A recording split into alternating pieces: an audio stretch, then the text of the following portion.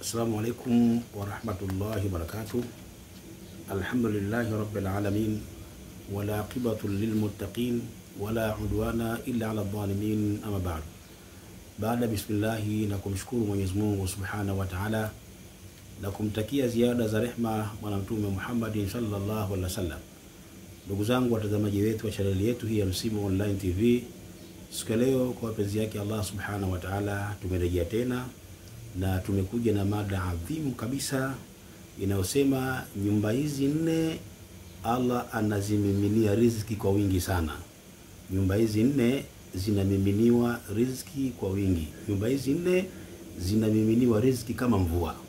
Hii ndio anwani yetu ya leo siku leo. Nyumba gani hizo nne ambazo zinamiminiwa riziki kama mvua? Ndio twende pamoja, zisikilize vizuri. Huenda nyumba yako na wewe ikawa moja katika hizo nne ambazo zinamiminiwa riziki kama mvua. Na niseme kitu kimoja, kwa wale ambao wenye maswali yao ya private wanaweza kauliza kwa njia ya message, maana kwenye WhatsApp ama kwa njia ya kawaida ya 0793052052 0793052052. Maana muda mwingine unaweza ukawa unapiga simu yako isipokelewe, sababu simu zinazoingia ni nyingi, lakini ukitumia message basi tukiona message yako tunakwenda tunajibu. Kwa hiyo tunazungumza haya kwa wale baadhi ya watu wanapiga simu nasema simu yetu haipokelewi, basi unaweza kutumia message na ukajibiwa swali lako. Leo tunakwenda kuangalia nyumba nne ambazo hizi nne Mwenyezi Mungu anazimiminia riziki kama mvua. Nyumba nne.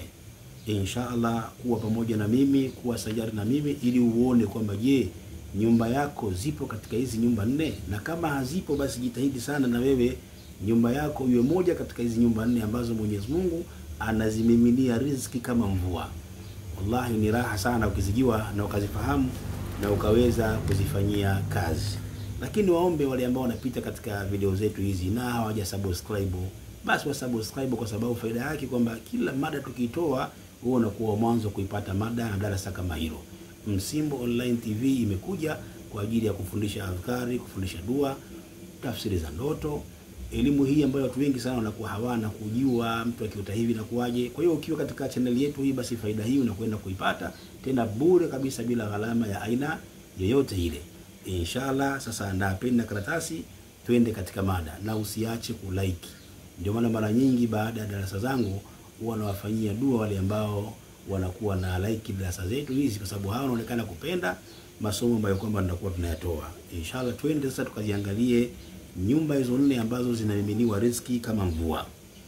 Al-awwal, nyumba ya kwanza kabisa ambayo inapata riziki ya Allah kama mvua, qira'atul Qur'an, ni kusoma Qur'an. Mtume anasema al-baitul ladhi yuqra'u fihi al-Qur'an, Mtume anasema nyumba ambayo ndani yake inasoma Qur'an, yukthiru khairuhu, khairi zake zinakuwa nyingi, wayuwassau ala ahlihi, na watu wake humo wanaoishi katika nyumba hiyo basi hata maisha yao yanakuwa alhamdulillah, Mungu anawapa wasaa riziki. Watahduruhu almalaika, na nyumba hiyo itakuwa inakimbiliwa sana, yani malaika watakuwa wanahudhuria sana nyumba kama hiyo. Watahjuhu shayatin, na mashaitani watakuwa wanaikimbia nyumba ambayo ndani yake inasoma sana Qur'an. Kwa hiyo miongoni katika zile nyumba nne ambazo hizi nyumba nne riziki za Mwenyezi Mungu zinaingia kama mvua, mojawapo ni nyumba inayosoma sana Qur'an. Kwa hiyo tujitahidi sana kusoma Qur'an katika majumba yetu ili riziki za Mwenyezi Mungu ziweze kupatikana na kuingia katika majumba yetu. Leo kuna majumba ya Waislamu bwana Qur'an haisomwi shekhi. Kuna majumba ya Waislamu toka asubuhi yani yako na season tu, mapicha tu, mafilamu tu mpaka jioni shekhi. Nyumba kama hizi riziki zinakuwa ngumu sana shekhi. Kuna nyumba zingine taarabu kuanzia mwanzo asubuhi mpaka jioni. Ziko baadhi ya nyumba singeri kuanzia asubuhi mpaka jioni. Ndio maana mnamwingia tena riziki zenu zimekuwa ngumu, mnalalamika maisha magumu, kumbe mnakosa baraka. Lakini nyumba inayosoma Qur'an ndani yake inakuwa na baraka, kwa maelezo ya Mtume Muhammad sallallahu alaihi wasallam. Mtume anasema tena innal Qur'ana al-ghina, Qur'ani bwana ni utajiri. Qur'ani ni utajiri, la faqra ba'da. Mwenye kusoma Qur'an katika nyumba yake basi hawezi kuwa fakiri ndani yake. Hii ni jambo la kwanza katika nyumba nne zile ambazo zinaingizwa riziki za Mwenyezi Mungu kama mvua. Jambo la pili, as-salatu ala nabii sallallahu alaihi wasallam, ni watu katika nyumba hiyo wakiwa na kawaida ya kumswalia Mtume Muhammad sallallahu alaihi wasallam. Jitahidi sana katika nyumba yako isipite siku kama hivi bila kumswalia Mtume Muhammad. walau angalau mara 10 katika nyumba yako ukamswalia sio mbaya. Tena ukamswalia kwa swika yoyote utakayojua wewe mwenyewe. Ukisema Allahumma salli ala Muhammad wa ala ali Muhammad kama sallaita ala Ibrahim wa ali Ibrahim wa barik ala Muhammad, ukisema hivyo sawa.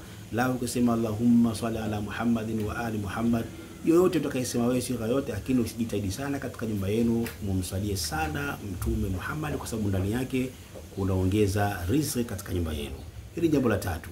Jambo la pili, jambo la tatu, adamu naumi baada salati al-fajr. Adamu naumi baada salati al-fajr ni mtu kulamka, yani tuseme kwamba ni mtu kuwa macho, yani mtu kutokulala baada ya salati subhi. Ile baada ya salati subhi, mtu atakiwa muda ule awe macho Sheikh, asilale tena. Ule muda baada ya salati subhi kabla kutoka jua ndio muda ambao Mwenyezi Mungu anagawa riziki pale. Sasa narudia tena, ule muda wa kutoka salati subhi kwenda mpaka kutoka jua, kabla kutoka jua pale ndio muda Mwenyezi Mungu anagawa riziki. Kwa hiyo hutakiwi kulala baada ya salati subhi, uwe macho baada ya salati subhi, ndio muda ambao Mwenyezi Mungu anagawa riziki. Kwa jambo la tatu ni adabu naumi baada ya salati subhi, ni kuto mtu kulala katika baada ya salati subhi. Mtume anasema as-subhat tamna'u rizqa, bi maana mtu kuendelea kulala baada ya salati subhi mpaka jua linachomoza kalala, basi anajizuilia yeye mwenyewe riziki.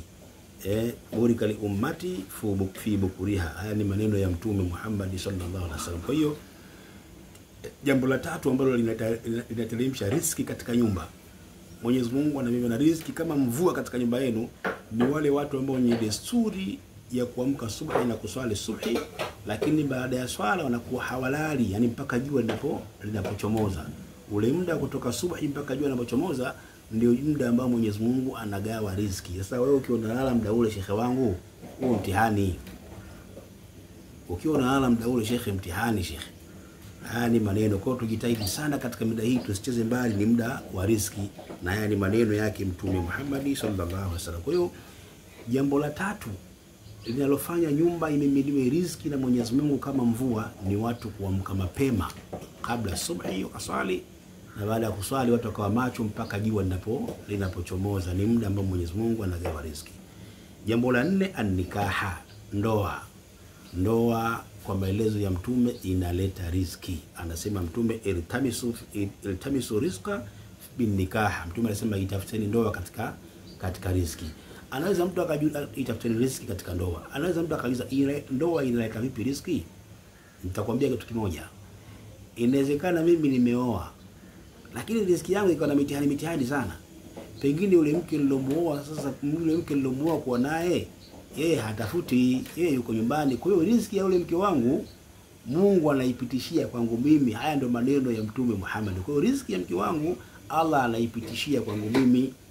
Kwa hiyo kwa wale vijana ambao hawajaoa, basi ujue wazi kwamba wenyewe wanajinyima riziki, kwa sababu kuoa kunaleta riziki. Na haya ni maneno ya Mtume, anasema iltamisu rizqa bin nikaha, itafuteni riziki katika nini? Katika ndoa. Bi maana yule mkeo unayemuoa riziki yake yeye Mungu anaipitishia kwako wewe. Kwa muda mwingine ukiona unapata pesa sana, hali inakuwa nzuri, usijisifie sana shekhe.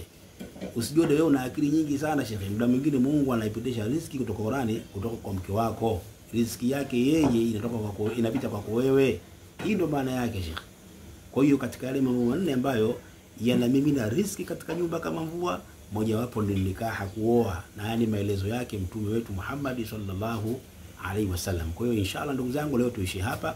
Tumeeleza mambo manne ambayo haya manne yanamimina riziki katika nyumba kama vile mvua. Moja wapo tumeeleza, manne haya yashike na nenda kayafanyie kazi. Wabillahi tawfiq. Wassalamu alaikum wa rahmatullahi wa barakatuh.